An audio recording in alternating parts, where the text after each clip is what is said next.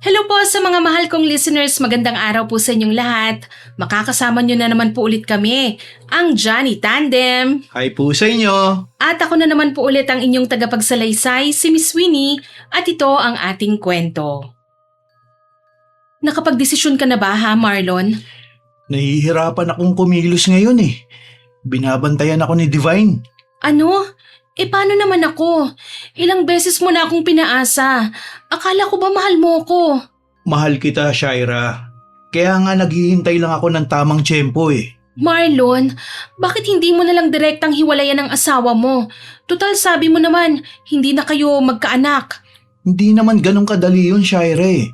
At sana, maintindihan mo. Pero baka naman ginagamit mo lang ako. Ang totoo, baka hindi mo kayang harapin ang asawa mo. Malamang sa huli, siya pa rin ang piliin mo. Hindi mangyayari yun. Tiyempo lang talaga. Kailangan ko lang makahanap ng tamang pagkakataon. Kung ganon, bakit parang nagdadalawang isip ka? Mahal mo ba talaga ako? Mahal kita, Shaira. Pinag-iisipan ko na magiging desisyon ko. Huwag ka mag-alala. Sabi ni Marlon bago niya ako mahigpit na niyakap. Nasa loob kami ng isang hotel room ng mga sandaling yon, Miss Winnie.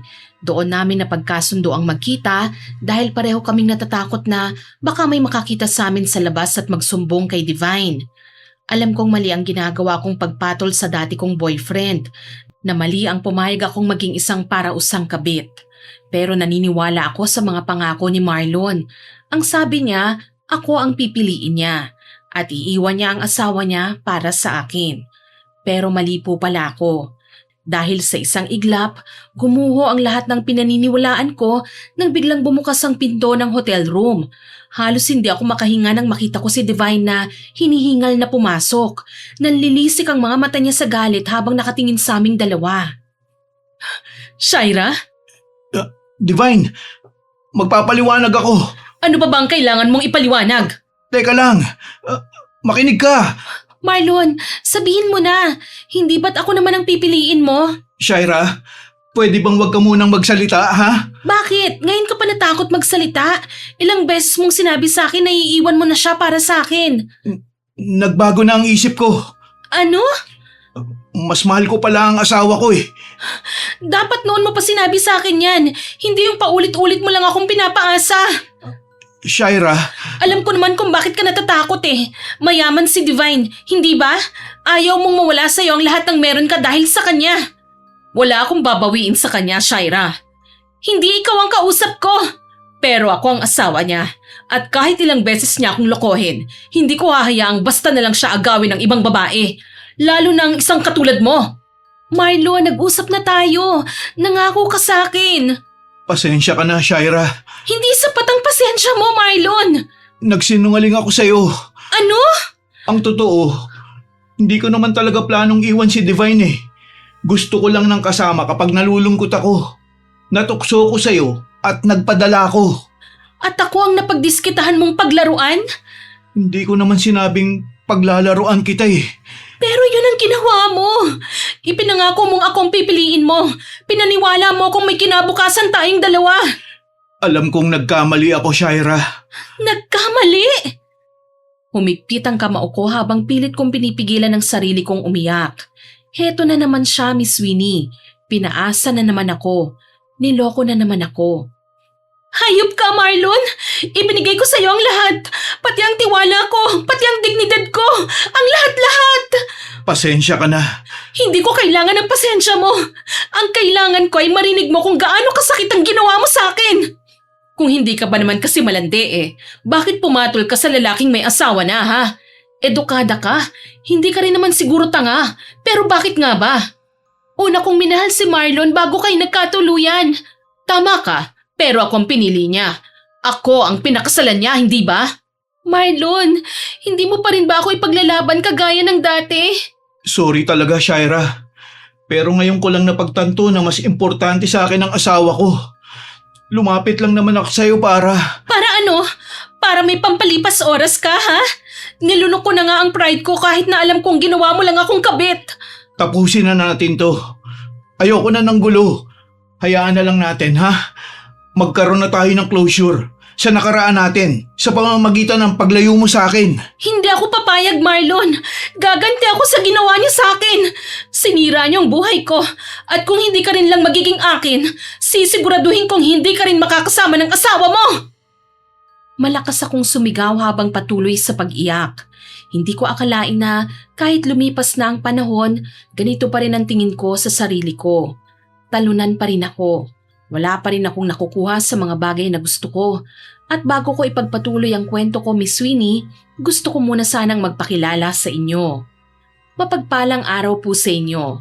Ako po si Shaira. 28 anyos na po ako ngayon. Ang kwentong ibabahagi ko sa inyo ay nangyari noong 25 anyos pa lang ako, taong 2023. Hindi ko na talaga inakala na magkikita pa kami ni Marlon pagkatapos ng 2 taon, Miss Sweeney. Ang dami ng pangarap at pangako noon pero wala rin namang nangyari sa amin. At hindi ko akalain na magkikita ulit kami sa ganitong paraan. Umuulan noong araw na yon. Pauwi na ako galing sa trabaho at naghahanap sana ako ng taxi. Kaso ang hirap makasakay dahil rush hour. Halos lahat ng tao naghahanap din ng masasakyan at kung minsan nauunahan pa ako. Kaya naisip ko nang maghintay na lang muna hanggang medyo lumuwag ang kalsada. Pumasok ako sa isang coffee shop para magkape habang naghihintay. Dito ko nakita si Marlon. Shaira? Ikaw ba yan? Marlon? Ako nga. Mabuti naman at naaalala mo pa ako. Siyempre naman, 2 taon pa lang naman yun, hindi ba? Hindi pa ganun katagal. Bilang na bilang mo ah. Ikaw, kumusta ka na? Uy, laki na ng pinagbago mo ah. Okay naman ako, busy na rin sa trabaho. Kakapromote ko lang din. Wow, congrats naman dyan. Galing mo naman. Salamat. Ikaw, anong trabaho mo ngayon? Isa na akong businessman ngayon. May printing business kami sa downtown. May 4 na branch na rin kami ngayon eh. Grabe, kung ganon, big time ka na talaga ha. Hindi naman. Medyo lumago lang talaga yung negosyo namin. Ganon pa rin naman yon. Sa bagay. Teka, pauwi ka na ba? Hindi pa nga eh, rush hour kasi. Hindi ako makapara ng taxi at wala rin naman akong mabook na rider. Kaya naisip ko na magkape na lang muna habang naghihintay. Ayos din yan. At least, makakapag-relax ka muna. Saka umuulan naman sa labas eh. Oo nga eh, naalala ko. Ganito din nung tayo pa. Nakangiti kong sinabi yon nang bigla kong naalala ang mga panahong kami pa ni Marlon. Tag-ulan kasi nang sinagot ko siya. Sa tuwing umuulan, naaalala kong masasayang memories namin na magkasama. Ex-boyfriend ko po si Marlon, Miss Sweeney. Siya ang una at huli kong minahal. Kaya pagkatapos naming maghiwalay, nag-focus na lang po ako sa trabaho at sa pamilya. Kaya masaya ako nang makita ko siyang muli makalipas ang 2 taon. Pero habang nag-uusap kami sa coffee shop, napansin ko ang wedding ring sa kamay niya. Doon ko nalaman na may asawa na pala siya. Ikinasal ka na pala, Marlon? Oo, mag-iisang taon na eh. Ikaw? Heto, single pa rin. Akala ko nga magkakabalikan pa tayo eh. Talaga? Hindi ko nga akalaing magkikita pa tayo ngayon eh. Sa bagay, siguro maasa lang ako noon. Hindi naman kasi tayo nagkaroon ng maayos na closure eh. Sabi mo nga hindi ba, mga magulang mo ang ayaw sa akin. Ikaw talaga. Hindi mo pa rin ba nakalimutan yon? Sumagi lang naman sa isipan ko. Pero Marlon, masaya ka naman ba sa buhay mo ngayon? Oo, masaya naman. Good. At least okay ka na. Ikaw ba? Wala ka pa talagang naging boyfriend pagkatapos natin? Wala eh. Sobrang busy ako sa trabaho. Tsaka siguro nasanay na rin akong mag-isa. Hindi ko nga akalain na single ka pa rin eh. Bakit? Mukha na ba akong losyang ha? Uy, di naman ah. Lalo ka ngang gumanda eh. Panigurado, maraming nagkakagusto sa'yo ngayon. Meron naman. Yun nga lang, hindi ako interesado. Ganun ka pa rin pala. Pihikan sa lalaki. Mukhang ako lang yata ang nakapasa sa'yo eh. Anong sinabi mo? Wala. Ang sabi ko, maganda ka. Ikaw talaga. Nagbago ka na. Palabiro ka na ngayon. Buti naman at naisipan mo ring mag-settle down. Oo nga. Di ko na rin namalayan. Ang bilis ng panahon eh. Ang dami nang nangyari, no? Ako naman kahit papano nakalaya na sa pagiging strikto ng mga magulang ko. Nasa probinsya na sila ngayon. Ganun ba? At least, hindi ka na palaging nagmamadali. Kaya nga nakakatuwa na nakita kita ngayon eh. Ako rin, kahit hindi ko naman ine-expect na makikita kita ngayon. Siguro naman, may cellphone number ka. Oo, bakit? Wala lang. Baka kasi pagkatapos nito, hindi na naman tayo magkita ng ilang taon. Hindi naman masama kung magkaumustahan tayo, hindi ba? Oo, pwede naman. Sige, ibigay mo na sa akin. Tapos ibibigay ko rin ang number ko para may contact tayong dalawa. Okay, sige. Kaso okay lang ba to sa asawa mo? Oo naman. Siya nga pala. Baka pwedeng magkape ulit tayo minsan ha. Hindi naman kailangang hintayin muna nating umulan ulit eh. Sige ba, basta libre mo ako ha? Deal! O siya, kailangan ko nang umalis eh. Medyo humina na rin yung ulan. Oo nga. Hatid na kita? Ay, wag na. Kaya ko na. Baka naghihintay na rin sa'yo ang asawa mo eh. Okay, sige. Ingat ka ha. Ikaw rin, Marlon. Uy, message mo ako kapag nakauwi ka na ha. Okay. Hindi ko po alam kung bakit nakangiti ako habang palabas ng coffee shop.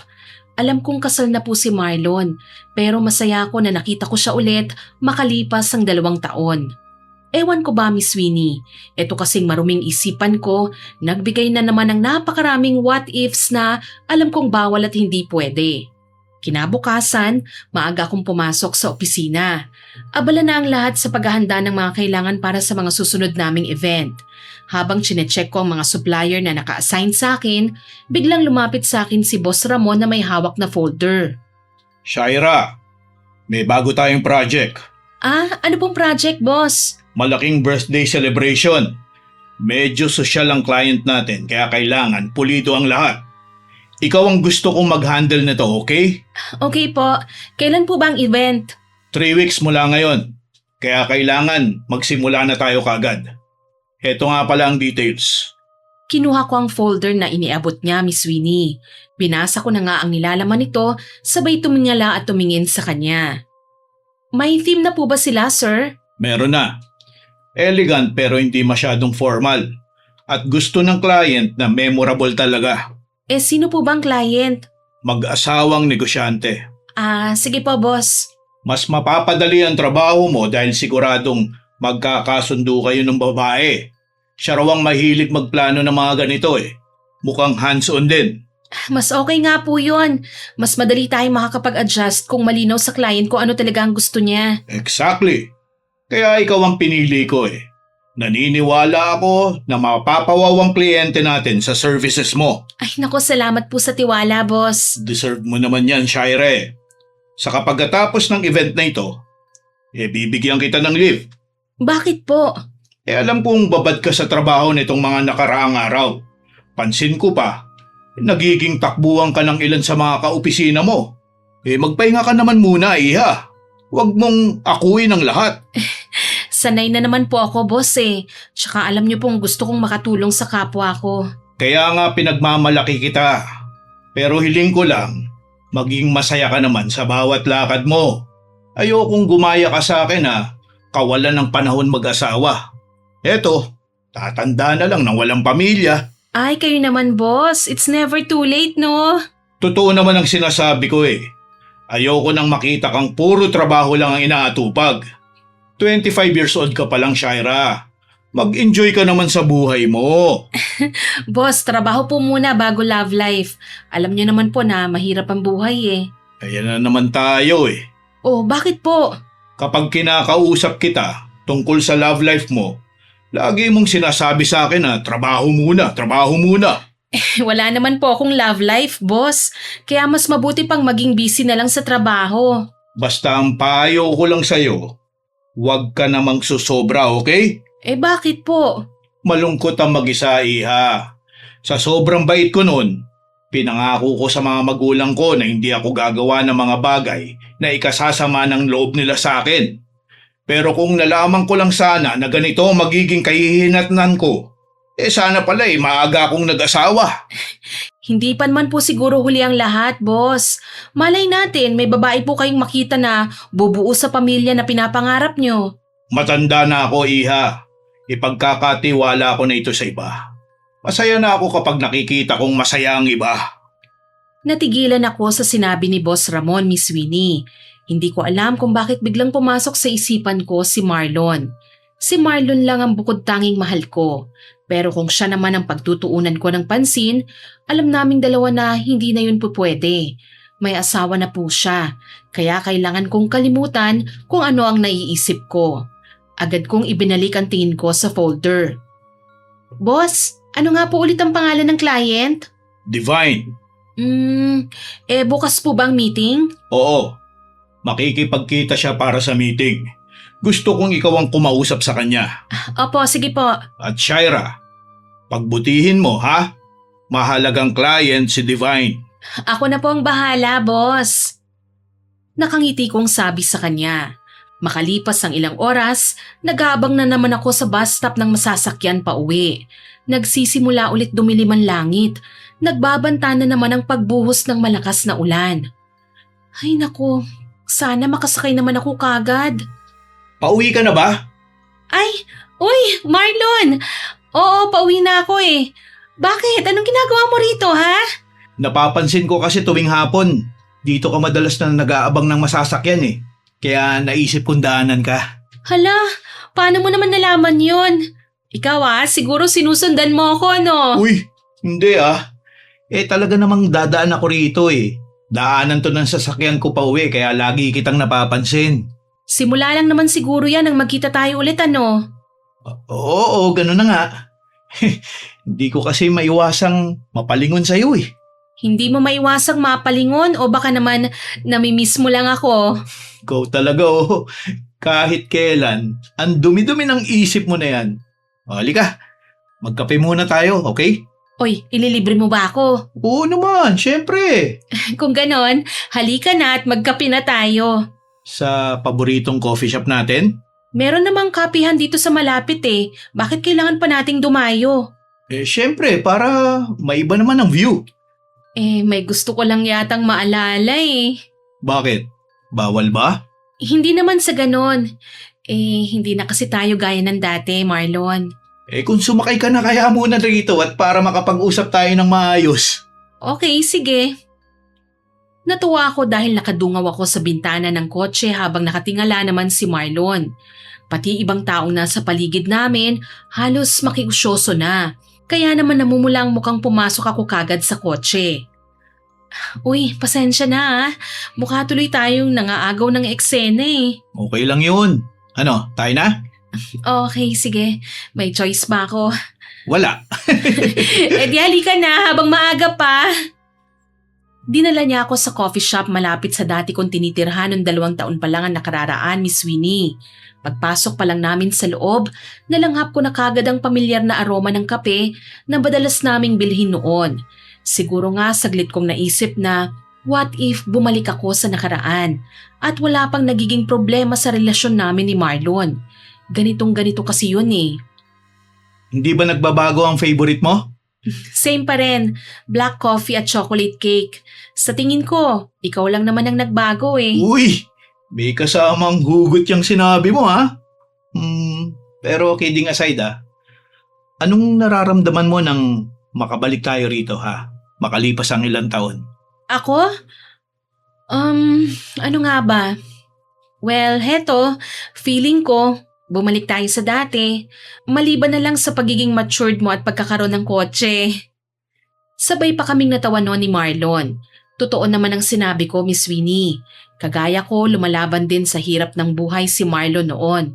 Kung saan-saan nakakapag-apply ng trabaho. Kahit extra, tinatanggap niya. Ang importante, kumita lang ng pera. Alam mo, simula nang makita kita ulit nararamdaman kong may nagbago, Shaira. Anong ibig mong sabihin? Palagi na kitang naiisip Hindi kita makalimutan. Marlon? Ang dami kong mga maling nagawa sa'yo noon, Shaira. Umalis ako nang hindi man lang nagpapaalam. Ewan ko ba? Sinusundot ako ng konsensya ko na bumawi sa'yo Alam mong huli na para doon, hindi ba? Kasi nga may asawa ka na, Marlon. Alam ko, Shaira. Pero siguro naman, Pwede natin wag munang isipin ang mga bagay na yon. Pero Marlon, Ang isipin natin, yung tayong dalawa muna. Bumalik muna tayo sa dati. Ikaw at ako, at wala munang iba. teka, linawin mo nga ang sinasabi mo. Naguguluhan kasi ko eh. May asawa lang ako, Shaira. Pero hindi kailanman nawala ang pagmamahal ko sa'yo. May parte sa pagkatao ko ang umaasa na magbabalikan pa tayo. Hindi tama ang ginagawa mo, Marlon. Ayokong makasira ng pamilya, okay? Wala ka namang sisirain okay? Matagal na kaming may problema ng asawa ko. Hindi kami magkaanak. Napatitig ako kay Marlon ng mga sandaling yon, Miss Winnie. Magkasintahan pa lang kami, alam kong gusto niyang magkaroon ng anak. At mukhang sa kabila ng pagiging successful niya sa buhay, yun ang tanging regalo na hindi niya nakuha sa pagkakataong ito. Naawa ako sa kanya. Ang totoo kasi niyan, kahit matagal na kaming nagkahiwalay, hindi naman nawala ang pagmamahal ko sa kanya. Pasensya ka na, Marlon. Hindi ko akalaing mabigat pala ang dinadala mo. Karma na rin siguro to. Iniwan kita ng walang paalam Nalungkot ako, oo. Pero naisip mo ba, bakit kaya hinayaan ni God na magkita tayo ulit? Malamang may dahilan, Shaira. Pero Alam kong kahibangan ang iniisip ko ngayon. Pero paano kaya kung subukan natin ulit? natatakot ako, Marlon. Hindi na to simpleng bagay lang eh. May iba ka na, may asawa ka na. Alam ko. Pero gusto ko ulit na maranasan ang feeling na ikaw ang kasama ko, Shaira. Mahal mo naman ako, hindi ba? Hindi ako nakasagot sa sinabi ni Marlon, Miss Winnie. Pero hindi ako umangal nang hawakan niya ang kamay ko, tanda na pumapayag na rin ako sa sinabi niya sa akin. Kinabukasan, mas lalong naging magaan ang pakiramdam ko. Sa katunayan, hindi ako makaramdam ng kaba nang makipagkita ko sa kliyente naming si Divine para sa isang meeting. Sa isang restaurant namin na pagkasundo ang magkita. Ilang sandali pa, may natanaw na akong babae sa isang table na kailangan kong puntahan. Maayos ang pananamit, simple pero elegante. May hawak siyang cellphone habang paminsan-minsang tumitingin sa paligid. Lumapit ako kagad, Miss Winnie. Ma'am Divine? Shaira? Opo, sorry po kung medyo natagalan ako hindi naman. Ako nga yata yung maaga eh. Halika, maupo ka. Ay, thank you po. Umupo ako sa tapat niya at inilabas ang folder na dala ko. Wala na akong sinayang na oras pa. Ipinakita ko na kagad ang presentation ko. Kinuha niya yon at isa-isang tinignan ang mga papel. Tahimik muna siya habang binabasa ang laman. Heto po yung proposal para sa event. So ikaw talaga ang mag-handle nito? Opo, ako po mismo ang mag-aasikaso. Pero syempre, may team din ako kapag kailangan ng actual preparation. Gusto ko yan. Ang alin po? Yung personal kang involved sa project. Ayoko kasi yung estilo na ikaw ang kausap ko ngayon tapos iba na naman sa susunod na araw. Naiintindihan ko po, ma'am. Tsaka mahirap nga po kasi ang ganon. Tama ka. Tsaka mas madali akong makakapagsabi ng gusto ko kung ikaw mismo ang kausap ko. No problem po. Kahit abalahin niyo pa ako. Hindi naman kailangan talagang ganon eh. Makulit pa naman ako. Baka pagsisihan mo yan. Basta po tungkol sa event, okay lang po. Ilang minuto pa kaming nag-usap tungkol sa venue, guest list, pagkain at program. Sa simula, puro trabaho lang talaga ang pinag-uusapan namin, Miss Winnie. Pero habang tumatagal, napansin kong hindi pala mahirap kausap si Divine. Hindi siya yung tipong bossy na client na kailangan lahat masunod. Kapag may suggestion ako, nakikinig naman siya. Kapag may gusto siyang baguhin, maayos niya itong sinasabi. Alam mo actually, gusto ko sana mas simple yung setup eh. Simple pero elegant? Oo, ayaw ni mama ng masyadong maraming decorations eh. Noted po dito, ma'am. Ay naku, wag mo na akong tawaging ma'am. Natutuwa ako sa'yo. Divine na lang, ha? Okay, Divine. Maraming salamat. O hayan, di mas magandang pakinggan? Napangiti ako dahil sa sinabi niya, Miss Winnie. Hindi ko alam kung bakit nabawasan ang distansya sa pagitan naming dalawa. Hindi na siya yung client na kailangan kong pakitunguhan ng sobrang formal. At hindi rin naman ako basta event coordinator na kausap niya. Para kaming dalawang babaeng nagkakilala lang at nagkataong may kailangang ayusing event. Pagkalipas ng halos 1 oras, isinara ko na ang folder. So ayun, isasend ko na lang sa'yo mamaya yung revised proposal ha. Oo, sige. Maraming salamat ha, Shaira. Same. Nice meeting you ha, Divine. Oo, ingat ka sa pag-uwi ah. Ikaw rin. Sigurado ako, matutuwa si Mama kapag nalaman niyang nag-organize tayo ng party para sa kanya. Napatingin ako sa kamay niyang nakahawak naman sa braso ko. Saglit kong natitigan ang wedding ring niya na ewan ko ba kung bakit tila may kahawig yon, Miss Winnie. Pero kinalimutan ko na lang ang alalahanin yon. Baka naiinggit lang po ako. Halos lahat ng kakilala ko may sarili ng pamilya eh. Ako na lang yata ang nananatiling single hanggang ngayon. Katatapos ko lang makipag-usap kay Divine nang biglang tumunog ang cellphone ko. Pagtingin ko sa screen, pangalan ni Marlon ang bumungad. Kaagad kong sinagot ang tawag. Hello, Marlon? Shaira, sorry ha. Naistorbo ba kita? Hindi naman. Katatapos lang ng meeting ko kasama ang isang client. Napatawag ka. Pwede ba tayong magkita? Ngayon na ba? Kung pwede sana. Teka, parang nakainom ka yata ah. May pinagdadaanan ka ba? Di ko alam. Basta gusto lang kitang makausap. Marlon, Please naman oh. Kahit saglit lang. saan ba? May restaurant akong alam. Tahimik dun. At may VIP room sila. VIP room? Oo. Para makapag-usap tayo ng maayos nang walang nakakapansin sa atin. Okay, sige. Pupunta ako. Salamat. Hindi ko alam kung bakit pumayag ako, Miss Winnie. Pero wala pang 1 oras, nasa isang mamahaling restaurant na ako. Pagpasok ko sa VIP room, nakita ko kagad si Marlon. Tumayo siya nang makita niya ako. Shaira, salamat at nandito ka na. Hi, sorry natagalan ako sa pagsakay kaya late na naman ako ah. Okay lang. At least nandito ka na. Nag-aalala kasi ako mukha kang problemado eh. Masyado bang halata sa boses ko? Medyo matagal na kitang kilala Marlon, di ba? Alam ko kahit masaya ang boses mo pero malungkot ka. Kabisado ko ng iba't ibang tono ng pananalita mo eh. Sa tuwing naririnig kitang nagsasalita ng ganyan, mas lalo kitang namimiss eh. Marlon, ganun din naman ako. Pero gustuhin mo mang mag-alala ako sa'yo, alam mong wala na akong karapatan ngayon. Binibigyan kita sa lahat ng karapatan, Shaira. Marlon, Sige na. Pumayag ka na sa pakiusap ko, Shaira. Hayaan mong ipakita ko sa'yo ang pagmamahal ko. sige, pumapayag ako. Pero pansamantala lang to ha, Marlon. Ha? Pansamantala lang akong magiging kabit mo. Mas gugustuhin kong maging akin ka, Marlon. Sabi ko sabay yakap ng mahigpit sa kanya. Alam kong mali pero gusto kong pagbigyan ng sarili ko, Miss Winnie. Pagkatapos ng usapang yon, mas lumalim ang relasyon naming dalawa ni Marlon.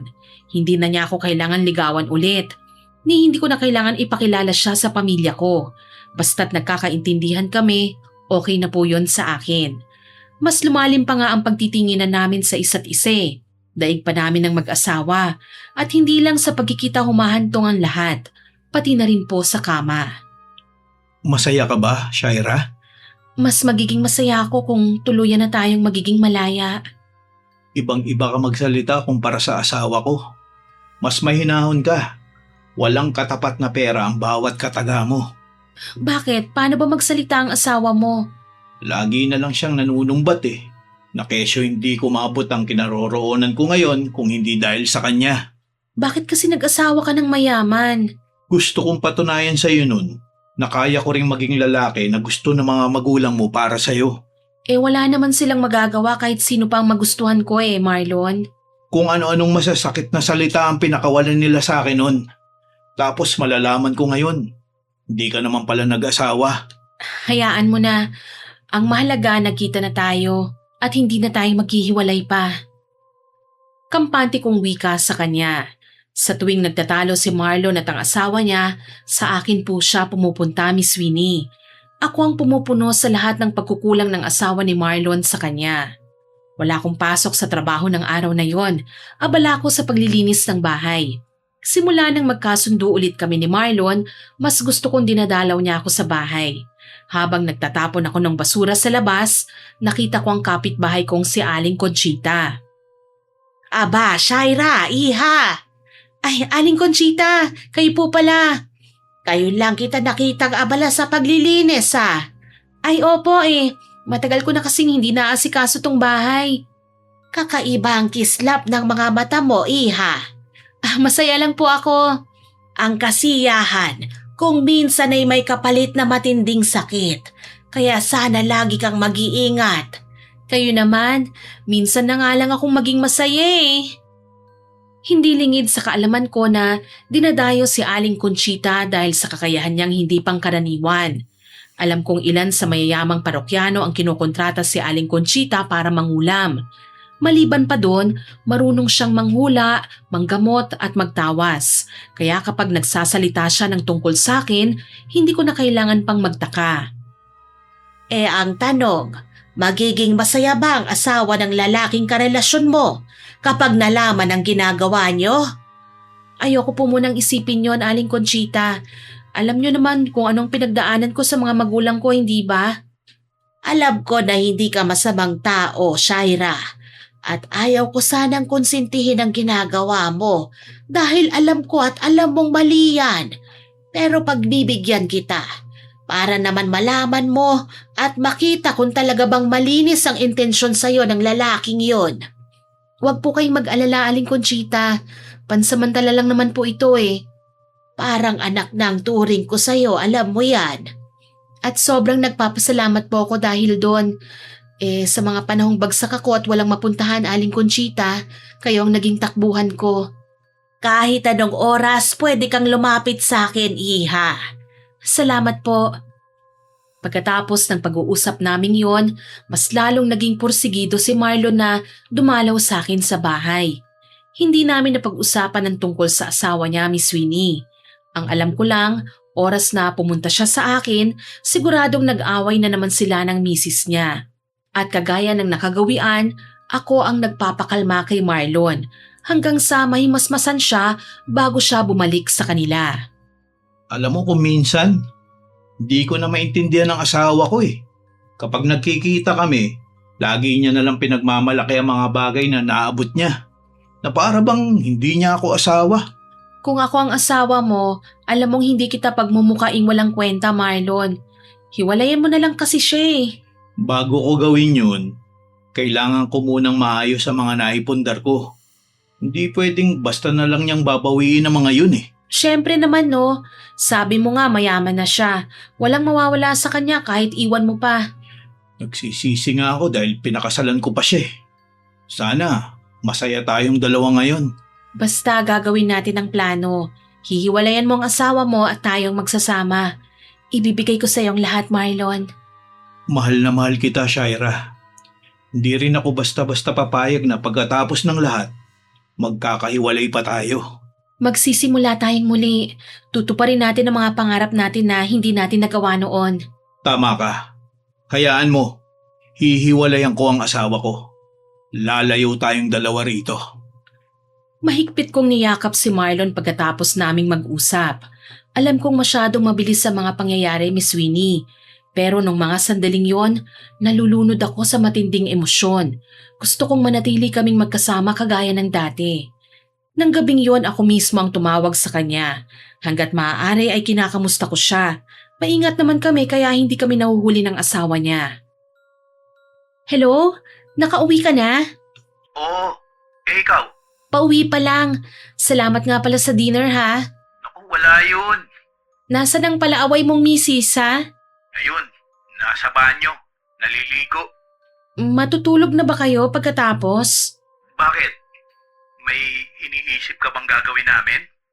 Natahimik ako, Miss Winnie. Oo, masakit mang aminin. Kabit lang po ako Pero hindi ko maiwasang makaramdam ng selos kapag nalalaman kong nagtatalik din silang dalawa. Wala. Sigurado ka ba? Bakit mukha kang nagsiselos dyan? Ha? Hindi no? Aminin mo na kasi. Wala nga. Ikaw talaga kung ano-ano na lang ang binibintang mo sa akin. Huwag kang mag-alala. Matutulog lang kami, okay? Sana kapag nahimbing na siya, puntahan mo naman ako, Marlon. Na-miss mo ba ako kagad, ha? Oo eh. Hayaan mo.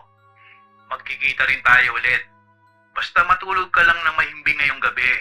Malapit nang matupad ang mga pangarap natin. Sabi niya kaya umasa ako, Miss Winnie. Yun lang naman ang gusto ko eh. Hiwalayan niya ang asawa niya, sumama sa akin at magpakalayo-layo na kami. Pero hindi kami nagkaroon ng pagkakataon na makapag-usap ng mga sumunod na araw. Naging busy siya sa negosyo at ganun din ako sa trabaho ko. Pero napansin kong matamlay si Boss Ramon nang pumasok ako sa opisina. Nag-aalala ako sa kanya, kaya kinausap ko siya sa opisina niya. Boss, may problema po ba? Hindi ko alam kung matatawag bang problema tong iniisip ko. O sadyang malas lang ako. Ha? Bakit naman po, boss? May nakilala akong babae sa puntong akala ko wala na akong pag-asang maging masaya, Shaira. Hala, di good news po yan, boss. Sabi ko naman sa inyo magkaka-love life din kayo. Naging masaya naman ang mga unang araw ng relasyon namin eh. Nagbabakasyon lang siya dito sa lugar natin. Di masaya na kayo ngayon yan. Sobra. Ginagawa na nga namin ang gawaing mag-asawa eh. Naku, sana makilala ko po siya, boss. Hindi nga lang mangyayari yun, Shaira. Umuwi na siya sa kanila eh. Sus, uso naman po ngayon ng long distance relationship eh. Hindi yun ang problema, iha. Kung ganun, ano po? Nalaman kong may asawa pala siya, iha. Muntik na ako mag-propose sa kanya sa maikling panahon. Talaga po? Oo, iha.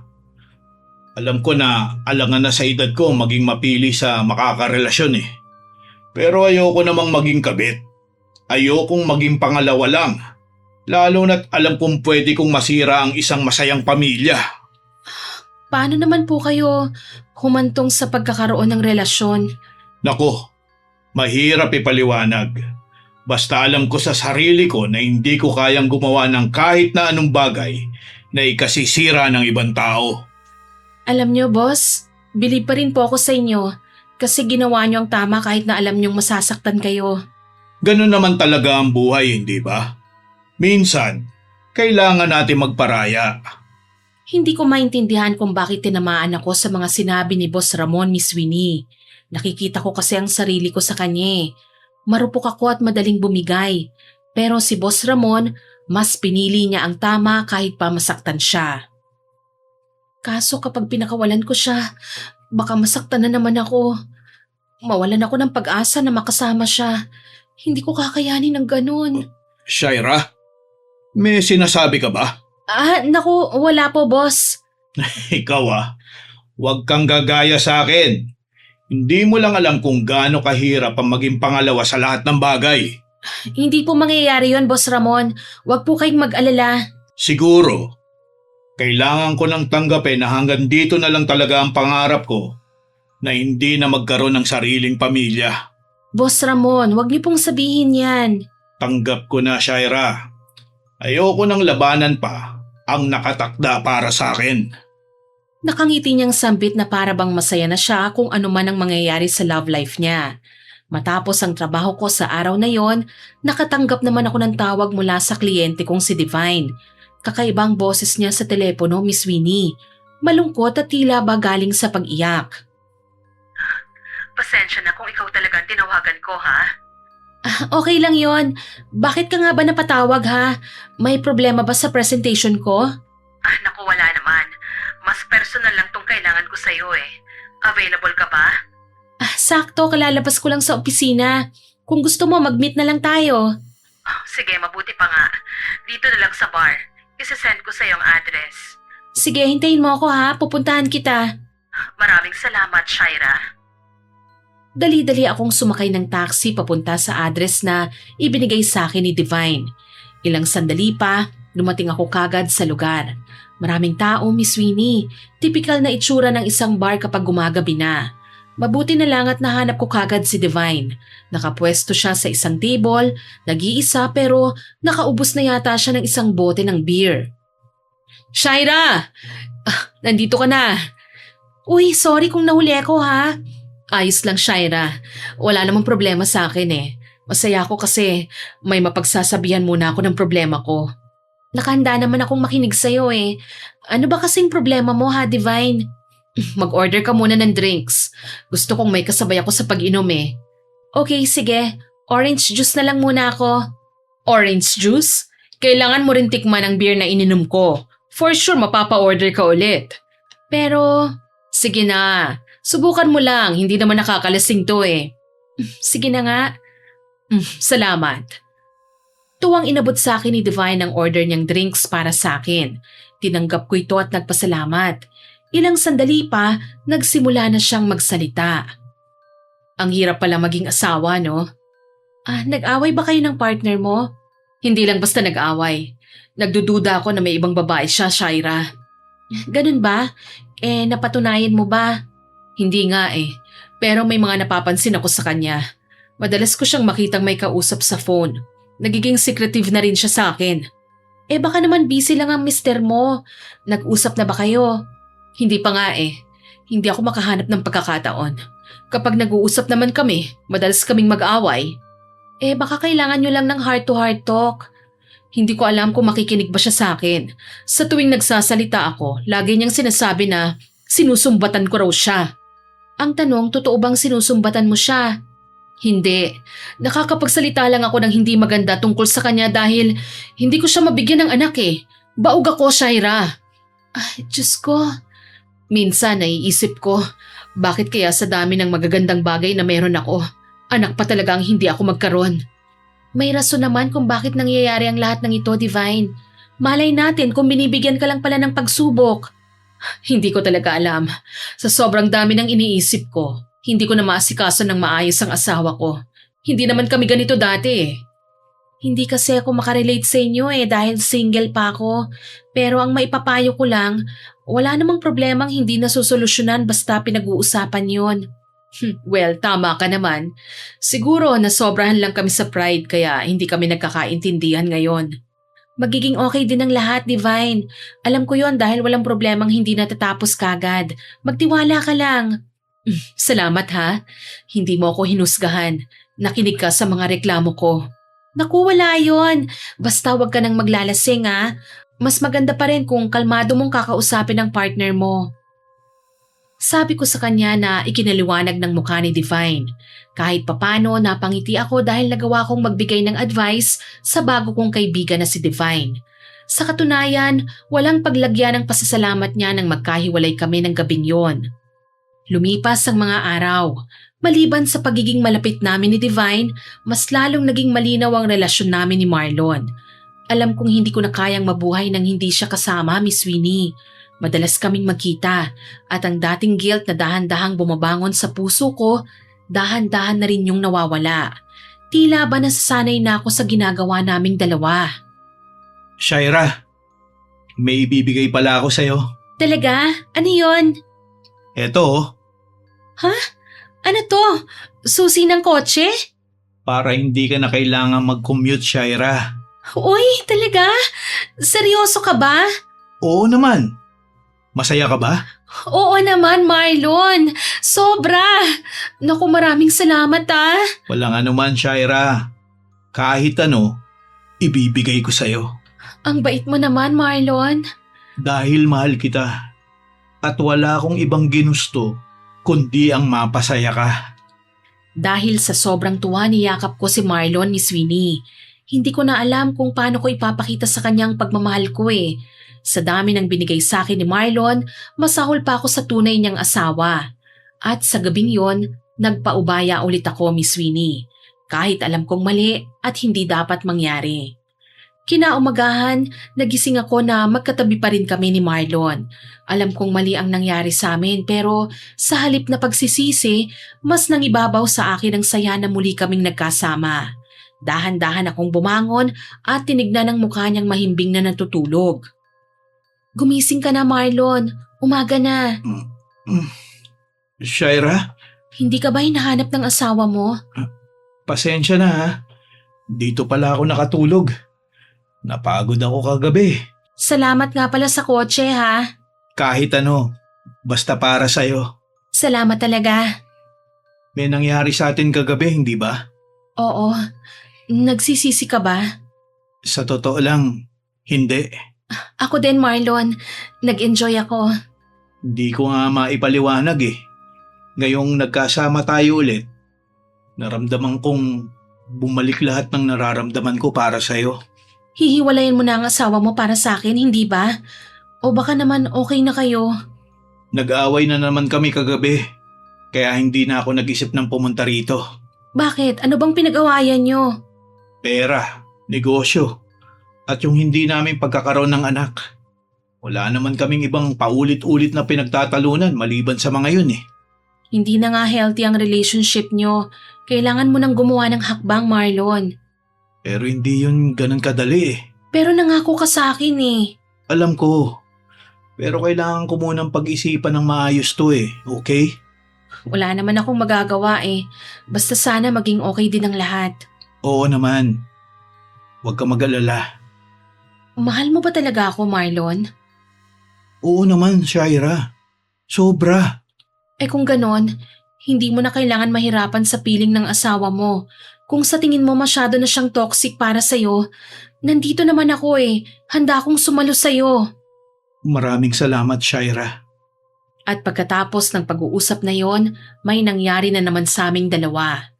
Masayang masaya tuloy ako ng mga sumunod na araw. Pati si Boss Ramon napansin na madalas akong nakangiti sa opisina, Miss Winnie. Madalas niya akong asarin pero hindi ko naman pwedeng sabihin sa kanyang totoo. Uy, ilang araw ko nang napapansin na ganado ka magtrabaho, ha? May nangyari ba? Ay naku, wala naman boss. Bakit po ba? Kilala kita, Shaira. Hindi mo na kailangang magsinungaling sa akin. Si Sir talaga napaka-usisero. Alam mo, gusto kong maging masaya para sa'yo. Pero handa ka na ba talaga? Handa po saan? Sa pagsisettle down? Hindi naman. Ang tanong ko, handa ka na bang maging masaya ulit? Ngayon lang kita nakitang ganyang kalawak ang ngiti. Siguro po, sir. Ang dami na kasing nangyari sa buhay ko eh. Nahihirapan na akong maging masaya. Pero ngayon, napapangiti ako nang hindi ko pinipilit. Sino man yang nagpapasaya sa'yo, sana huwag kanyang saktan. Kasi kapag ginawa niya yun, makakalaban niya ako. Napangiti po ako sa sinabi niya. Pero sa loob-loob ko, alam kong hindi simpleng kaligayahan ang nararamdaman ko. Masaya ako, oo. Pero sa bawat araw na lumilipas, mas nararamdaman ko rin kung gaano kalaki ang mali na pinasok ko. Naging regular na ang pagkikita naming dalawa ni Marlon. Pero laging patago pa rin. Madalas sa motel o hotel kami nagkikita dahil ayokong makita kami ng asawa niya. Pero hindi ko inakala na ang asawang lagi niyang binabanggit sa akin si Ma'am Divine pala, ang babaeng naging client ko noon. Nalaman ko yon nang umattend ako sa isang event na kami mismo ang nag-facilitate. Doon ko sila nakita, magkahawak kamay, Miss Winnie. Parang eksena sa palabas na nag-slow motion ang lahat para sa akin. Bigla akong namutla, nanginig ang kamay at hindi ko alam kung ngingiti ba ako o iiyak. Sobrang sakit makita silang ganon. Aatras na sana ako bago pa ako makita ni Divine pero huli na. Napatingin siya sa akin. Nanlaki naman ang mga mata ni Marlon. Parang hindi niya alam kung anong gagawin. Maya-maya pa. Oh, thank God! Nandito ka na, Shaira.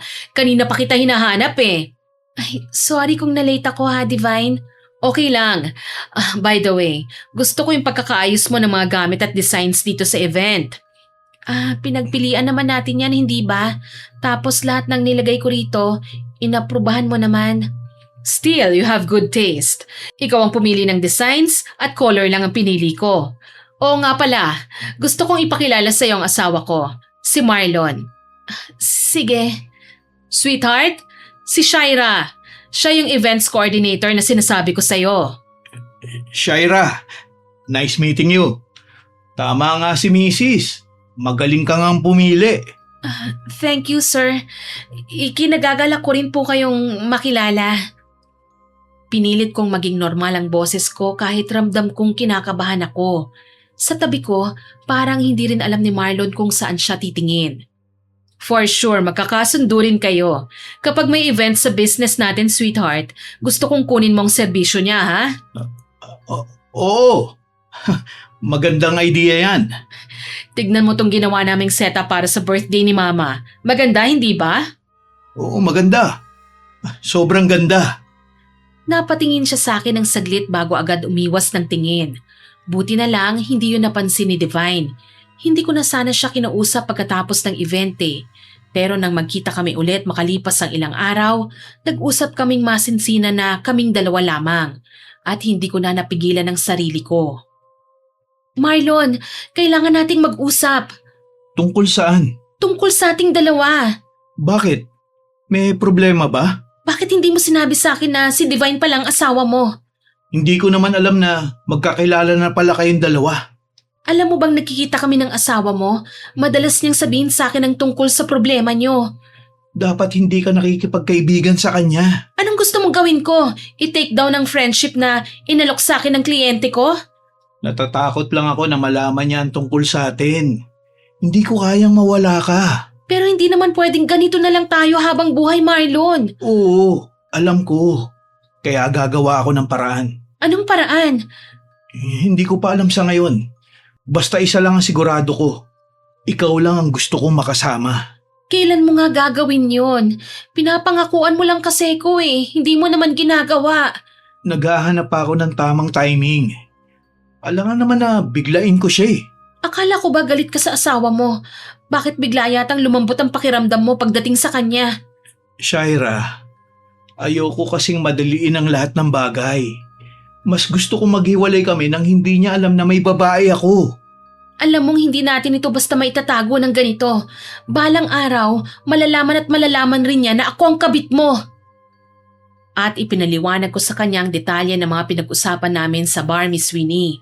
Hindi makapaniwala si Marlon sa mga nalaman niya. Ako man, hindi rin makapaniwala sa naging reaksyon ni Marlon. Tila ba naaawa siya sa asawa niya dahil sa sinabi ko. Hindi ko alam na ganun pala ang nararamdaman niya. Baka nga masyado lang ako nabulag ng galit ko at pagtatampo. Marlon naman, akala mo lang yun. Huwag ka sanang padadala sa mga sasabihin niya sa'yo. Oo, tama ka. Mukhang kailangan namin mag-usap ng asawa ko. Paano naman ako? Akala ko ba hihiwalayan mo na siya para sa akin? Alam ko, hindi na healthy ang relasyon namin. Pero kailangan pa rin namin mag-usap eh. Natatakot ako, Marlon. Baka mawala ka sa akin. Ibinigay ko na sa'yo ang lahat. Ayoko nang mawala ka pa. Hayaan mo. Mag-uusap lang kaming dalawa. Sigurado ka ba talaga? Wala ka bang tiwala sa akin? Huwag ka mag-alala, okay? Mahal kita, Shaira. Basta yung sinabi mo, ha? Tutuparin mo yon, ha, Marlon? Oo naman. Basta huwag ka mag-alala. Pagkatapos ng pag-uusap naming yon, nakampante ako dahil akala ko hihiwalayan niya na talaga ang asawa niya. Pero sa ikalawang pagkakataon, pinaasa na naman ako ni Marlon, Miss Winnie. Nang huli kasi kaming nagkausap sa telepono, sinabi niya sa akin na naglasing daw si Divine at nagmakaawa sa kanya na aayusin daw nila ang problema. Wala akong nagawa kundi ang umiyak at magwala din sa loob ng bahay ko ng mga oras na yon. Mabuti na lang, nariyan si Aling Conchita, nakahanda akong damayan sa mga ganitong pagkakataon. Ilang beses na kitang napapansin na umiiyak, Iha. Ayos ka lang ba? Hindi ko na po alam kung anong gagawin ko ngayon, Aling Conchita. Mukhang mawawala sa akin ang lalaking pinakamamahal ko. Aba, bakit mo naman nasabi yon? Sa tingin ko po kasi, mukhang magkakaayos na sila ng asawa niya. Sinabi ko naman sa'yo, hindi ba? Na masasaktan ka rin sa huli. Pinabayaan na ni Divine si Marlon. Tapos ngayon bakit kailangan niyang bawiin ulit? Iha, ang mag-asawa kasi, sagrado na yan sa mga mata ng Panginoon. Kapag nagkaroon sila ng hindi pagkakaintindihan, marami pang paraan para solusyonan ang problema nilang dalawa. Pero 2 beses nang nangako sa akin si Marlon. Pero dapat, alam mo na ang pangako, madalas napapako, hindi ba? Ano pong gagawin ko? Mahal na mahal ko po siya. Tiniis ko na nga lang maging kabit, makasama lang siya. Kausapin mo si Marlon. Sabihin mo sa kanya ang nararamdaman mo. Obserbahan mo ang magiging reaksyon niya. Paano po kung bibigyan ni Marlon ng importansya ang asawa niya kaysa sa mga sasabihin ko? Huwag mo nang ipilit kung ayaw niya. Aling Conchita, madali pong sabihin yon pero ang hirap gawin. Maliban pa doon, hindi ko na po yata kayang mabuhay nang wala siya. Alam mong kampe ko sa'yo, Shaira. Yan ang palagi mong pagkatatandaan. Ang sa akin lang, kapag hindi mo na kayang tiisin ang sakit, sukuan mo na lang. Malungkot akong tumango at nagdesisyon ng mga sandaling yon. Siguro nga hindi ko madadala pa sa pakiusapan si Marlon. Mukha kasing lumalampot siya sa tuwing napag-uusapan ng asawa niya. Pero kung gagawa ako ng paraan para makausap si Divine at ipagtapat ang mga nangyari sa amin ng asawa niya, pwede pa silang masira. Baka nga magkahiwalay pa sila. At saka naman ako papasok sa eksena para lapitan ulit si Marlon. Sa huling pagkakataon, susubukan ko pa po, Aling Conchita. Sana lang talaga maging okay din ang lahat. Sana umayon sa akin ang pagkakataon. Sana nga, Iha.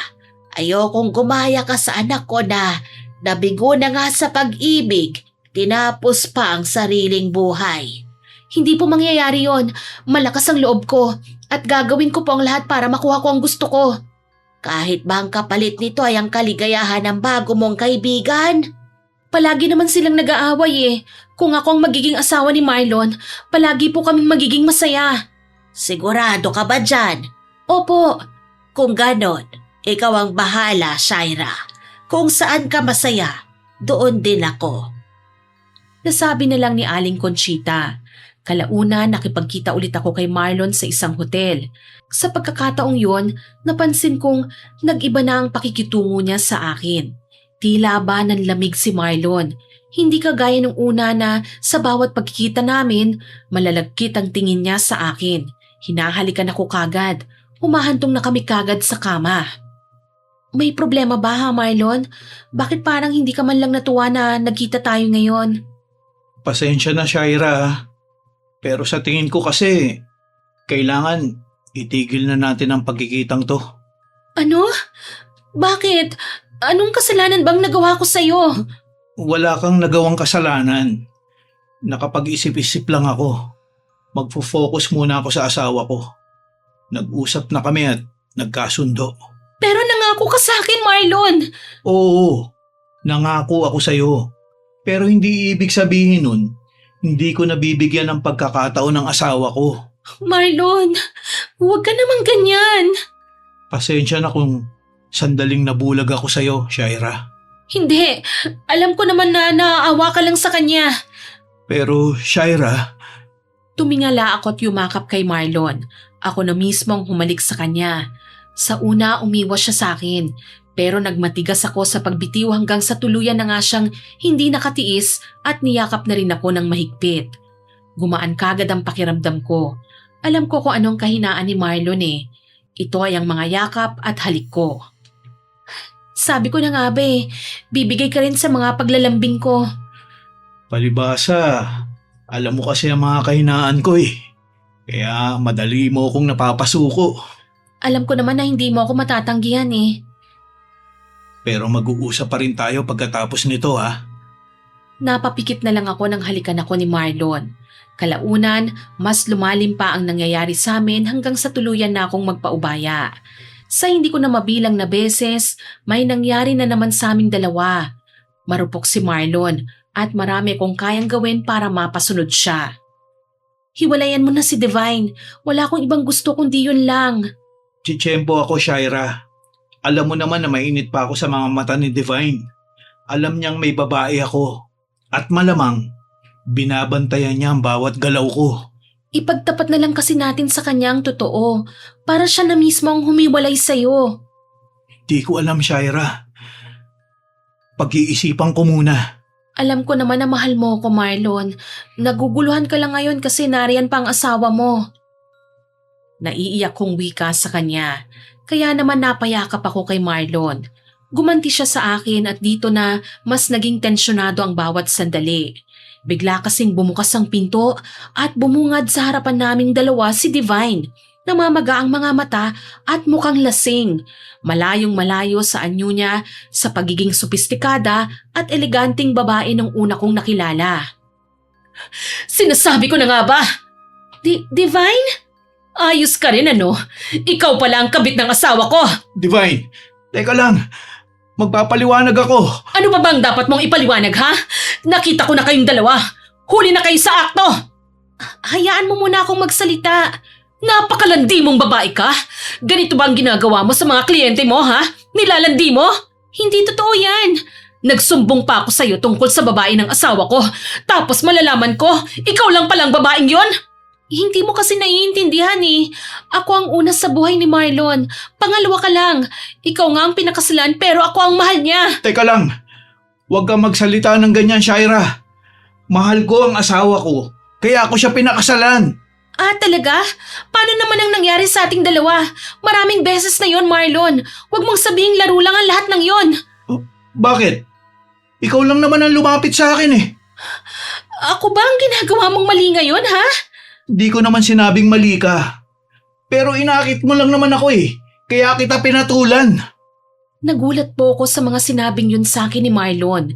Hindi ako makapaniwala kaya ganun na lang ang ginawa kong pagtulak sa kanya. Halata namang nabigla din ang lalaki sa kanyang mga sinabi. Kaya ganun na lang din ang ginawa niyang pag-iwas sa akin. Anong sinabi mo? Inakit mo lang naman ako, hindi ba? Alam mo, hindi totoo yan. Shaira, bakit hindi mo magawang tanggapin ang totoo? Bakit ko tatanggapin yun? Gayong alam ko naman na nagsisinungaling ka lang. Sa bawat haplos at halik mo sa akin, nararamdaman kong halos ayaw mo na nga akong pakawalan. Gawa-gawa mo lang yan eh. Ano bang nangyayari sa'yo, Marlon? Kanina lang ang dami mong sinasabi tungkol sa atin. Ngayon parang biglang nagbago ang lahat. Shaira, please lang. Tumahimik ka muna. Teka lang, bakit ako tatahimik, Marlon? Ikaw tong nangako sa akin. Ilang beses mong sinabi na iiwan mo si Divine para makasama mo ko. Wala na akong planong pag-usapan pa ang tungkol sa hiwalayan. Bakit? Dahil nandito ang asawa mo? Shaira, please. Huwag mo nang guluhin pa ang isip ko. Hindi mo kailangan guluhin ang isip niya, Shaira. Mukhang alam na niya kung ano ang gusto niyang gawin. Divine, hindi mo alam ang buong kwento namin. Alam ko kung ano ang kailangan kong malaman. At sa totoo lang, hindi na rin ito bago sa akin eh. Divine, Ilang beses na kitang nahuli, Marlon. Ilang beses na rin kitang pinatawad. Hindi dahil okay sa akin ang ginagawa mo, ha?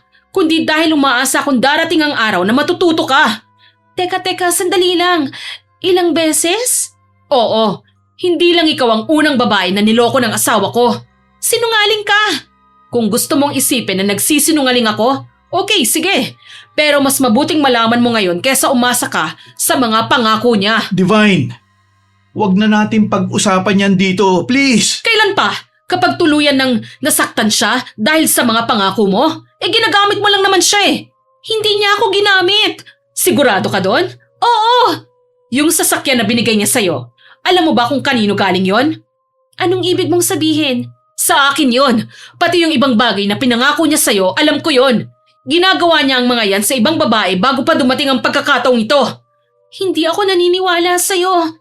Hindi mo kailangan maniwala. Tignan mo na lang kung anong ginagawa niya ngayon. Marlon, sabihin mo sa kanya na nagsisinungaling siya. Sabihin mo sa kanya na ako ang gusto mong makasama. Shaira, Sabihin mo, Marlon! hindi ko na kayang iwan si Divine. Ano? Sorry. Kanina gusto mo akong makasama. Ngayon ayaw mo na? Hindi kasi yun ganun kadali eh. Ang gusto mo, agarang resulta. Nasasakal ako eh. Hindi madali. Nasasakal? Ha, ilang buwan mo akong pinaasa, Marlon. Marlon, umuwi na tayo. Oo, Hindi pa tapos ang usapan natin. Wala ka nang kailangan sabihin sa asawa ko. May karapatan akong kausapin siya. May karapatan kang magsalita, pero wala kang karapatang angkinin ang asawa ko. Pasalamat nga kayo eh, at hindi ko pa naisipang ipakulong kayong dalawa. Ang lakas ng loob mong sabihin yan. Bakit? Dahil ba nalaman mong hindi pa siya handang iwan ako? Ikaw ang dahilan kung bakit nagbago ang isip niya. Hindi, siya mismo ang pumili. Kaso ayaw niya pa rin sa kabit niya eh. Alam mo kasi, Shaira, hindi naman siya seryoso sa pakikipagrelasyon sa'yo. Ginagawa ka lang niyang parausan. Hindi totoo yan. May mga plano na kami. Marlon, sabihin mo naman sa kanya. Shaira, tama na. Tapos na ang lahat para sa'yo? Ganun lang? Hindi ako papayag, Marlon. Yan kasi ang hirap sa'yo eh. Ginugulo mo ang isip ko. Hindi ko alam kung paano ko aayusin to. Kaya hindi mo kailangan magsalita, Marlon. Huwag mong pakinggan ang babae mo. Halika na, sumama ka na sa akin. Hindi ko siya bibitawan. Hindi mo siya kailangan hawakan para malaman kung sino ang pinili niya. Tumigil ka! Galit na galit ako noon. Sa dami ng sinabi ni Divine, lalo lang akong nainis. Hindi ko matanggap na pagkatapos ng lahat ng pangako sa akin ni Marlon, bigla na lang siyang babalik kay Divine na parang walang nangyari. Lumapit ako at sinabunutan si Divine. Shaira! Hindi ka makakaalis dito, Divine! Nagpapakapormal na nga ako pero bayolente ka pa rin! Agad niya akong hinawakan at gumanti. Nagkagulo kami habang pilit kaming pinaghihiwalay ni Marlon. Tama na! Shaira! Divine! Awat na! Hindi ako titigil! Ikaw ang unang nanakit! Dahil inagaw mo sa akin si Marlon! Hindi ko inagawang asawa ko! Kinuha ko lang pabalikan taong sa akin naman talaga! Shaira! Bitiwan mo na siya! Bakit? Dahil mayaman siya, ganun ba? Hindi yun ang dahilan! Ano? Ayoko nang mawala lahat ng meron ako! Napatigil ako noon. Kahit pala dumaan na kami sa matinding hirap, ang yaman pa rin ang iniisip ni Marlon. Mas mahalaga pa rin sa kanya ang pera. Baliwala pa rin ang mga kagaya ko. Ano? Hindi ko kayang mawala ang pamilya ko, ang buhay ko, ang yaman na meron ako ngayon. Lahat! Pero sinabi mong ako ang gusto mo. Akala ko kaya ko. Pero habang iniisip ko pa lang ay nahihirapan na ako. Kaya pala ngayon, ako na naman ang iiwan mo. Pasensya ka na, Shaira. Halika na, Marlon. Lumapit si Divine sa asawa niya at gaya ng isang taong wala ng sariling desisyon, agad namang sumunod si Marlon. Marlon! Wag! Sayang lang ang pakikipagkaibigan ko sa iyo, Shaira. Akala ko pa naman naiiba ka sa mga nakilala ko. Pero katulad ka rin pala nila. Inaakit mo ang asawa ko para sa pera. Gaga ka ba? Hindi ko alam na si Marlon ang asawa mo. Tama ka. Ako nga hindi ko rin alam na ikaw palang babae ng asawa ko. Pero wala na akong magagawa eh. Ikaw nakita kong katabi niya rito. Kaya tatanggapin ko na lang na maluwag sa kalooban ko ang mga ginawa niyo. Hindi naman ako makakarma eh. Babalik din ang lahat ng ito sa inyo. Bakit ako ang kailangan magdusa sa lahat ng kahihiyan? Hindi lang naman ako may kasalanan dito eh. Marlon, ano ba? Maging lalaki ka naman. Pero hindi siya lumingon. Napatigil ako sa sobrang galit at sakit. Bago ko pa sila mapigilan, tumalikod na si Divine at isinama si Marlon. Mga hayop kayo! Walang iya ka, Marlon! Pasensya ka na, Shaira. Pinaasa mo lang ako! Naipit lang talaga ako sa sitwasyon. Hindi ka maiipit kung marunong kang pumili! At hindi na nga siya sumagot. At doon ko tuluyang naintindihan na kahit ilang beses niya akong sabihang mahal niya ako, sa huli, hindi pala ako ang kaya niyang piliin. Makalipas ang ilang araw, hindi pa rin ako kumakalma. Gusto ko pa rin gumanti sa kanila, lalo na kay Marlon. Kaya umalis ako ulit para sundan ng mag-asawa saan man sila magpunta. Pagkatapos ng trabaho ko, lumabas ako sa opisina at dumiretso sa printing press nila Marlon at Divine. Hindi na ako nakababa ng tuluyan sa sasakyan nang makita kong palabas na ang mag-asawa. Agad akong sumunod sa kanila hanggang sa makarating kami sa mall. Doon ko nakita kung gaano sila kasaya. Magkatabi silang naglalakad, nag-uusap at nagtatawanan na parang walang nangyari. Parang hindi man lang ako naging problema sa relasyon nila. Mas lalo po akong nasaktan at mas lalong gusto kong gumante, Miss Winnie. Umiiyak akong umuwi at agad na pinuntahan si Aling Conchita. Iha, ano na naman ang problema mo? Ilang araw na kitang napapansin na malungkot ha. Lagi kang tulala. May nangyari ba?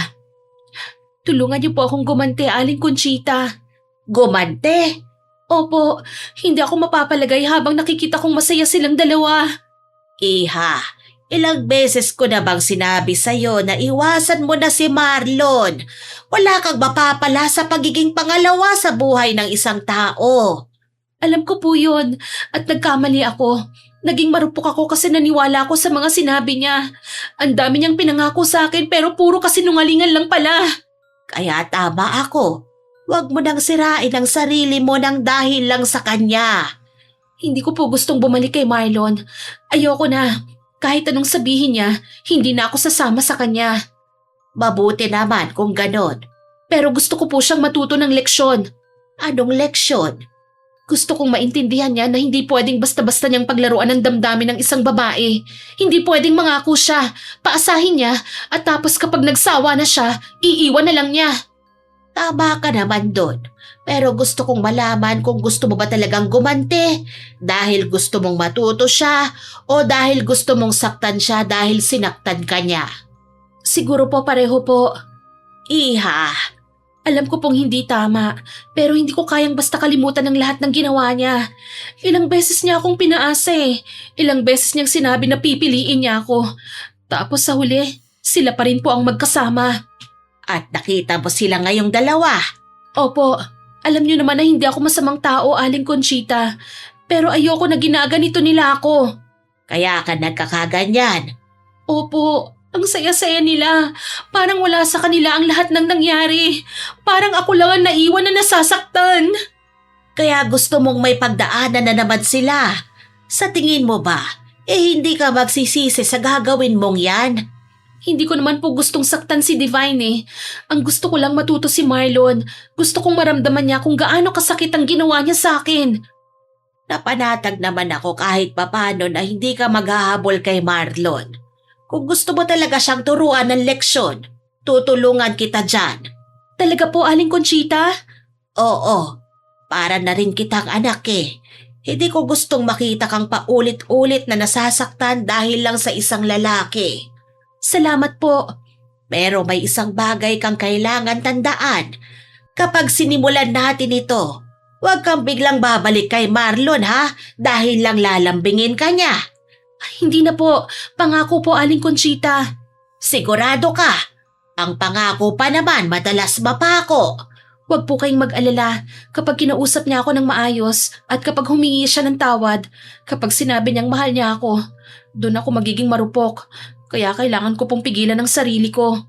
Kaya nga kailangan mong lumayo sa kanya. Kaya nga po gusto kong matapos na ito eh. Ayoko na pong maulit pa. O sige, kung ganon tutulungan kita. Gusto ko lang naman na ma-realize niya na hindi sa lahat ng pagkakataon pwede niyang lokohin ang mga taong nasa paligid niya. Huwag kang mag-alala. Gagawin natin ang kailangan para matuto siya. Ano po ang kailangan niyo? Kailangan ko muna ng ilang personal na gamit ni Marlon. Personal na gamit? Oo, kahit anong bagay na madalas niyang ginagamit o bagay na talagang sa kanya. Kaya ko po yung ibigay. Sigurado ka? Opo, gusto kong makita kung anong magiging epekto sa kanya. Iha, may isang bagay pa. Ano po yun? Kapag sinimulan ko na ito, hindi ka na pwedeng makialam pa. Bakit po? Ako lang ang gagawa ng ritual. Hindi ka pwedeng sumali o makisilip. Pero Aling Conchita, gusto ko pong makita eh. Hindi nga pwede. Kahit saglit lang po. Hindi. Mas mabuti nang hindi mo alam ang lahat. Ayokong balang araw gayahin mo ang detalye tapos magkamali ka. Gusto ko lang po sanang makita kung anong gagawin niyo sa kanya. Hayaan mo na lang na maging misteryo sa'yo ang gagawin ko. Sige po. Hindi ka magagalit? Hindi po. Hindi na po ako mamimilit pa. Basta gusto ko lang na matuto siya. Huwag kang mag-alala. Akong bahala sa kanya. Sana po, Aling Conchita, maramdaman niya kahit konti ang sakit na naramdaman ko. Malalaman niya ang ginawa niya sa'yo. Salamat po. Pero pagkatapos nito, kailangan mo ring matuto ha? Tungkol po saan? Tungkol sa pagpili ng taong mamahalin. Huwag mong ibigay ang buong sarili mo sa taong hindi ka naman kayang piliin. hindi na ako nakasagot. Kahit papano, nakahinga ako ng konti dahil alam kong may tutulong sa akin. Alam kong may gagawa ng paraan para maramdaman ni Marlon ang bigat ng mga ginawa niya sa akin. Kung ako lang ang mag-isa, hindi ko po alam kung paano ko haharapin ang lahat, Miss Winnie.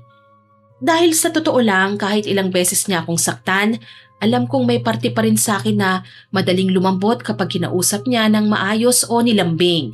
At yun ang pinakaayaw ko sa sarili ko. Kaya ngayon, gusto kong tuluyan ng matapos ang lahat. At gusto kong matuto si Marlon sa sarili niyang pagkakamali. Pumasok ako sa opisina kinabukasan na parang walang nangyari. Pilit kong tinatago ang bigat na nararamdaman ko at nag-focus na lang ako sa trabaho ko. Pagpasok ko, nakita ko kagad si Boss Ramon na may kausap sa cellphone. Nakangiti siya habang nagsasalita, parang sobrang saya ng kausap niya. Pagkatapos ng tawag, lumapit siya sa akin. Kumusta ka na, Iha? Pasensya ka na kung naging busy ako nitong mga nakaraang araw, ha? Okay lang po, boss. Naging busy rin naman po ako sa mga clients natin eh. Alam mo naman, sa negosyo, kailangan talaga may laging nag-aasikaso. Hindi pwedeng pabayaan. Tama po kayo doon. Kailangan talaga nating tutukan kung gusto nating kumita. Ikaw, ha? Habang tumatagal, gumagaling ka na talaga. Pero napapansin ko, parang ang tahimik mo ngayon, ha? May problema ka ba? Wala po, boss. Medyo pagod lang po siguro. Huwag mo nga akong lokohin, Iha. Kilala na kita. Kita sa mukha mo kapag may iniisip ka eh. Medyo stress lang po nitong mga nakaraang araw. Pero okay lang po talaga ako. Sigurado ka? Opo, okay lang po talaga ako. Pero ikaw, boss, bakit parang ang saya-saya mo ngayon? Meron ulit akong nakilala eh. Ay talaga, ganun po ba? Oo, sa isang business trip ko sa ibang bansa. Nagkakilala kami doon at nagustuhan ko siya. Sa totoo lang, pupunta siya rito sa Pilipinas sa susunod na buwan. Wow, ang bilis naman po, boss. Kaya nga masaya ako ngayon eh. Kapag dumating siya, papakilala ko sa'yo. Ang swerte niyo naman po, boss. Lagi kayong may nakikilalang espesyal na tao. Bakit parang may halong pait yung sinabi mong yan ah? Hala, boss. Nag-i-imagine lang po kayo, no? Hindi ah. Halatang halata ka naman eh. Kaya pala ang dami niyong napapansin eh. Pasensya ka na ah. Gusto ko lang naman akong masaya ako. Sana, masaya rin yung mga taong nasa paligid ko. Masaya naman po ako para sa inyo, boss. At salamat din po kasi kahit busy kayo, iniisip niyo pa rin ako. Siyempre naman.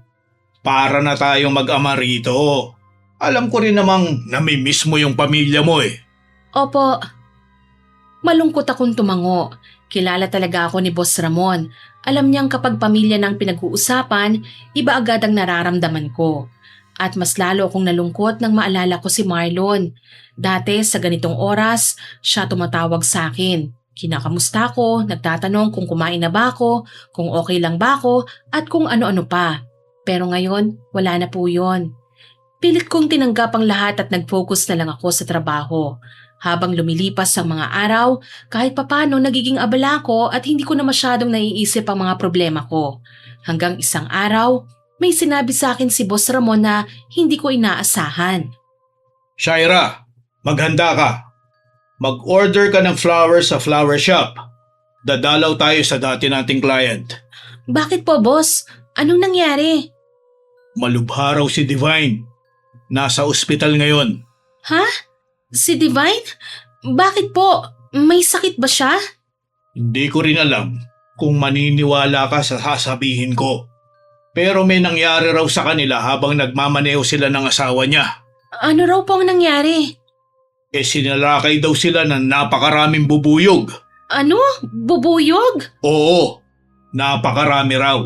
Habang nagmamaneho si Marlon, biglang dumagsa yung mga bubuyog sa loob ng kotse.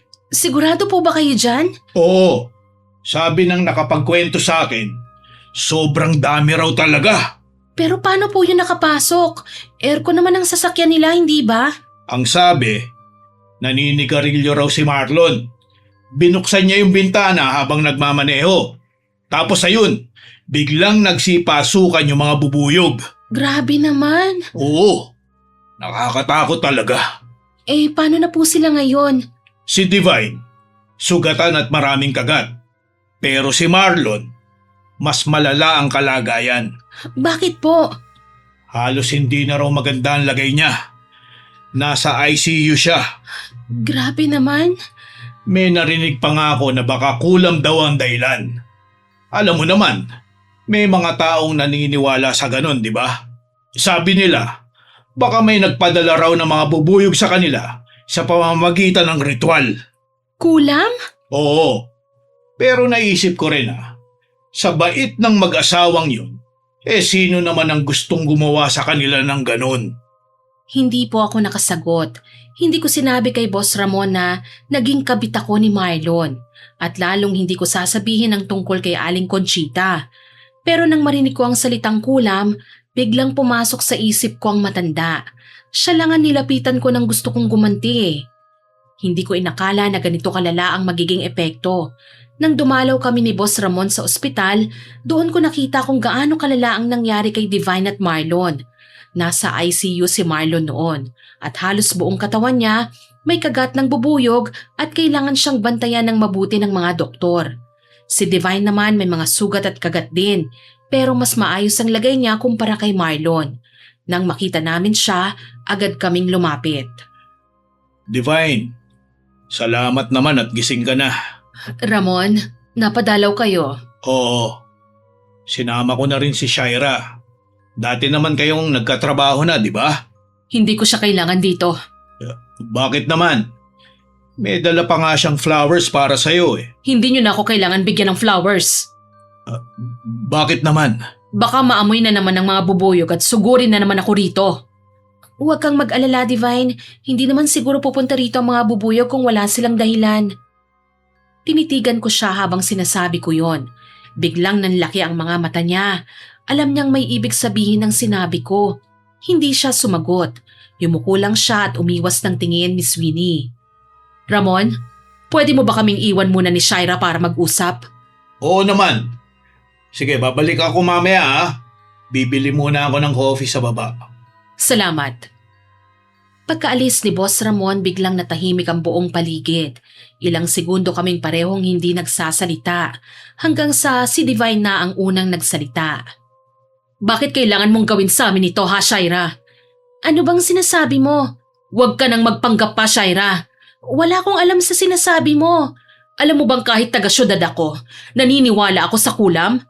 So iniisip mong mangkukulam ako? Sino pa ba?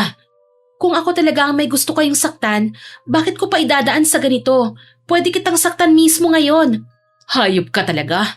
Ikaw na nga yung naging kabit, ikaw pa yung naghihiganti sa amin. Hindi ko ginustong maging kabit, Divine. Pero pinili mo pa rin. Oo, at alam kong mali ako. Nagpaloko ko kay Marlon. Kasalanan mo yan. Hindi lang naman akong may kasalanan doon eh.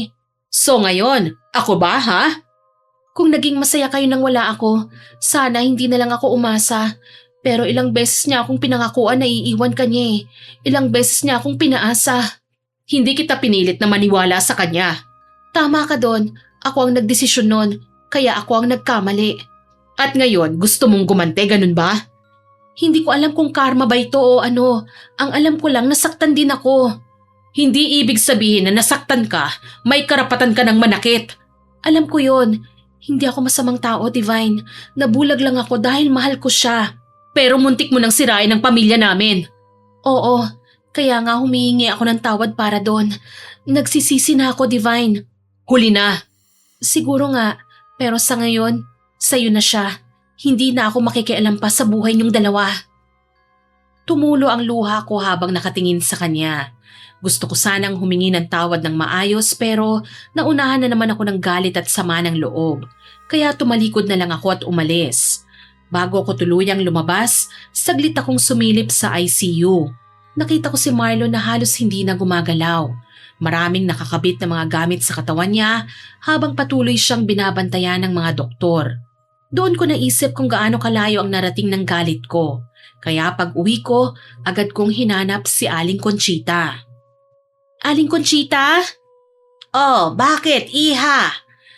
Gusto ko lang po kayong pasalamatan. Para saan? Sa lahat po ng tulong niyo sa akin. Hindi ko po alam kung paano ako makakabawi sa inyo. Iha, sana matuto ka na rin sa lahat ng nangyari sa'yo. Opo, Hindi lang sila ang dapat matuto. Ikaw din. Huwag ka nang pumatol sa lalaking may asawa, ha? Sa huli, ikaw lang din ang masasaktan. alam ko naman po yon. Hindi mo kailangan habulin ng taong hindi ka kayang panindigan. Masyado po akong naging marupok. Muntik ko nang ipahamak ang sarili ko. Kaya ngayon, kailangan mong matuto. Salamat po, dahil kahit ang dami kong maling desisyon, nandyan pa rin kayo para gabayan ako. Tayong dalawa lang naman ang magtutulungan, hindi ba? Opo, Kaya kailangan marunong din tayong magtago ng sekreto, ha? opo, alam ko po yon. Huwag mong sasabihin kahit kanino ang tungkol sa nangyari, ha? Makakaasa po kayo. Kahit kanino. Ligtas po sa akin ang sekreto ninyo. Ngumiti si Aling Conchita at niyakap ako. Kahit papano, gumaan ang pakiramdam ko. Pero alam kong hindi ibig sabihin nun tama ang mga ginawa ko. Marami po akong natutunan sa lahat ng nangyari sa akin. Marami akong pinagsisihan at alam kong ako ang huhusgahan ng mga taong nakakaalam ng karanasan ko. Naiintindihan ko na hindi dapat natin ipinipilit ang sarili natin sa taong hindi naman kayang panindigan tayo. Siguro yung pagmamahalan namin ni Marlon hanggang nakaraan na lang po yun. May sarili na siyang buhay at kailangan ko na ring magkaroon ng sarili kong buhay nang walang sinisirang ibang pamilya. Sa ngayon po nagtatrabaho pa rin ako sa kumpanya ni Boss Ramon. Mas dumami ang clients namin dahil mas naging seryoso ako sa trabaho. At higit sa lahat, natuto na akong tumingin sa ibang direksyon. May boyfriend na rin po ako ngayon at mas pinipili ko ng maging mas masaya sa buhay na meron ako ngayon. Sana may natutunan din kayo sa naging karanasan ko. Huwag nating ipilit ang sarili natin sa taong hindi naman tayo kayang piliin at panindigan. At sa mga panahong sobrang bigat ng lahat, huwag nating kalimutang lumapit sa Panginoon at humingi ng gabay. Hindi man natin kagad makita ang tamang sagot, lumihis man tayo sa tuwid na daan, alam kong tutulungan pa rin niya tayong makita kung saan tayo dapat pumunta at gawin ang tama ayon sa utos niya. Maraming salamat po sa pakikinig ng kwento ko. Hanggang dito na lamang po. More power po sa inyong channel at God bless po sa inyong lahat. Lubos na gumagalang, Shaira. Sana po nagustuhan niyo ang ibinahagi kong kwento sa inyo ngayon tungkol kay Shaira. Pero bago ko po tapusin ang upload na ito, hindi po ito makukumpleto nang walang shoutout sa masusugid nating listeners. Siyempre, Shoutout po kay Jenaline Manlapas, kay Adela Lee, kay Girlie Venecio at sa pamangkin niyang si Ancy Venecio Halasgo. Happy birthday sa'yo, Ancy! kay Nor Pontinuela, At kay Jamie Aguinaldo na nag-comment sa mapangakit na waitress upload. Ang sabi po niya, Hi Miss Winnie, I'm a big fan and listener. Sobrang ganda ng mga stories nyo. Lagi akong nakikinig. Hehe. I'm from Batangas. Sana po mapansin. Pampatanggal stress at inip ko po kayo. More stories to come. Nako, thank you po Ma'am Jamie sa comment po nyong yan. Salamat din po at sumusubaybay kayo sa mga stories namin na ina-upload.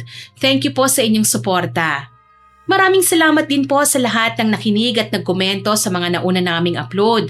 Abangan niyo pa po sana ang mga susunod naming stories at huwag kalilimutang mag-subscribe, like, share and comment sa mga stories namin.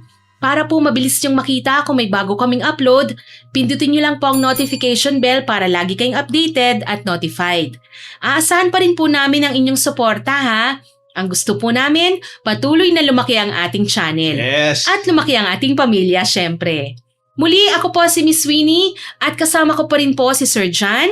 go go go Team Johnny! Nagpapasalamat po kami sa inyong walang sawang pakikinig at pagsuporta. God bless po sa ating lahat. Bye! Bye!